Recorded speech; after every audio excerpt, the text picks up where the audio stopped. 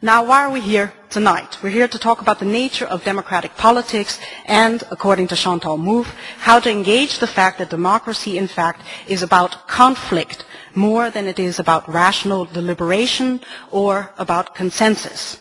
Now, Professor Mouffe is coming to the Netherlands at a fascinating moment, just as it looks like we're about to get a new minority government that will be supported by and in turn will thereby support a political party that is anti-Islam, anti-immigrant, and anti-system. It used to be that Holland had boring politics, in which questions of management and organization seemed to be more important than questions of intensely conflicting interest. How did this happen?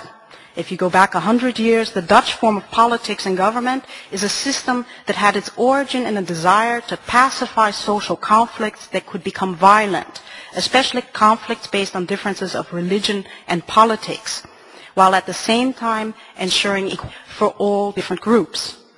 Chantal Mouffe, please.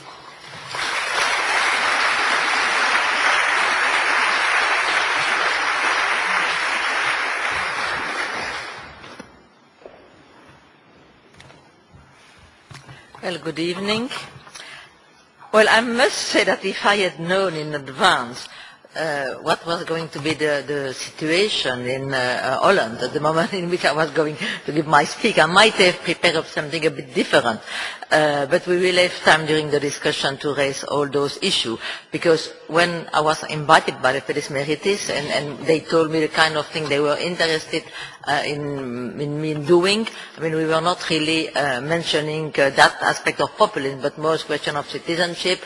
They insisted on the idea of constitution. So I'm not, I could have done something much more orientated toward populism, but you know, that was not how we had planned the presentation. But as I say, I think that what I'm going to say is relevant for further question, and we will have time during the discussion. So what I will do in this presentation is to present my agonistic model of democracy and examine its consequences for envisaging the nature of citizenship and the type of pluralism suited to a liberal democratic society. To acknowledge the existence of relations of power and the need to transfer them, while renouncing the illusion that we could free ourselves completely from power. This is what is specific to the understanding of democracy, which I have proposed to call agonistic pluralism.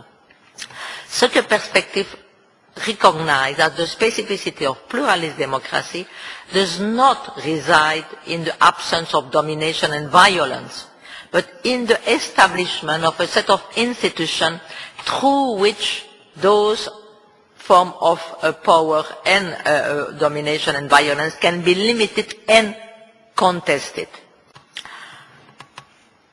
I want now to come to agonist pluralism and say a little bit about what I understand by that. Bringing to the fore the paradoxical nature of liberal democracy leads us to acknowledge that with the locus of what I call an agonistic confrontation, an unending struggle about the renegotiation of the tension which exists between its two constitutive logic. This is, as we will see, something that has important consequences for envisaging citizenship.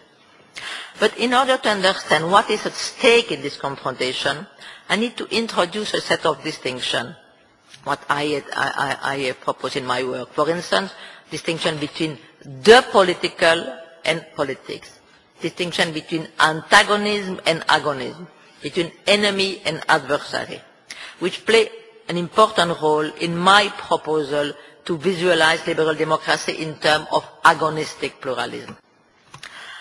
Another disputed issue concerns the role that religion should be allowed to play in a liberal democratic regime. Of course, one of the central tenets of such a regime is the separation between church and state. But, of course, that doesn't mean that this separation is fully realized in existing liberal democracies. But that's another issue.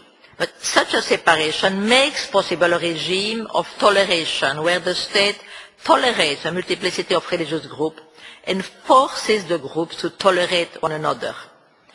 Contrary to some liberal views, I do not believe that this regime of toleration is funded on the basis of the supposedly neutral character of the liberal state. Of course, I've already made critique of this idea of the neutrality of the state. To be sure, in order to respect individual liberty and pluralism, a liberal democratic state must, as I have said, be agnostic in matter of religion and morality. But as I've also indicated, it cannot be agnostic concerning political values, since by definition it postulates some ethico-political values, because those are the values which constitute its principle of legitimacy. Toleration should therefore be justified on the ground that it is required by the value constitutive of the liberal democratic regime and the form of coexistence that they inform. We need to reject the identification of democratization with westernization and accept the legitimacy of a plurality of forms of democracy. This means to acknowledge that the world is a pluriverse, not a universe. And I think this is the condition to envisage the development of, what I've referred to as a multipolar world, where no regional pole could pretend to have a privileged position. I think this is something which is really very important in present circumstances. To accept the acceptance of multipolar world should also accept different models. If there's a multipolar world where the only legitimate model of democracy, the Western liberal one, that will not be a multipolar world. Conflict will, of course, exist among those different regional poles.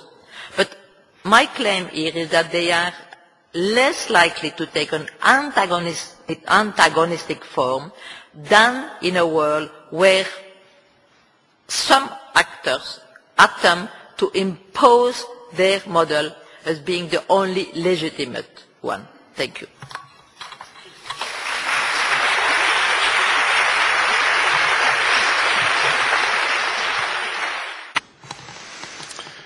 I may have simplified her analysis of Schmitt, but in my view she misreads him by supposing that the political is a quality of the people. In my view, Schmitt is not interested in the people at all. Like a Hegelian, or maybe the ardent follower of the totalitarian state of Hitler he would later become, for him the state is the higher entity